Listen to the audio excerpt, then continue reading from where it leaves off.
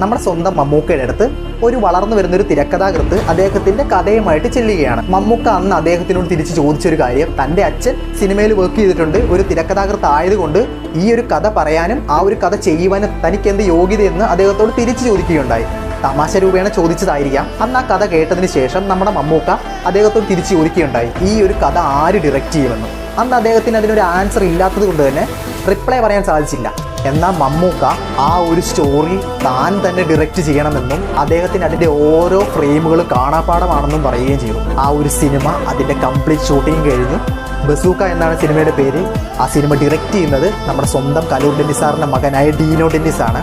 എന്നെപ്പോലെയൊക്കെ സിനിമയിൽ വർക്ക് ചെയ്യാനും അതുപോലെ തന്നെ സിനിമ ഒത്തിരി കാണുവാനും ആഗ്രഹിക്കുന്ന വ്യക്തികൾക്ക് എത്രത്തോളം ഇൻസ്പിറേഷനാണ് ഈ സ്റ്റോറി, അല്ലേ?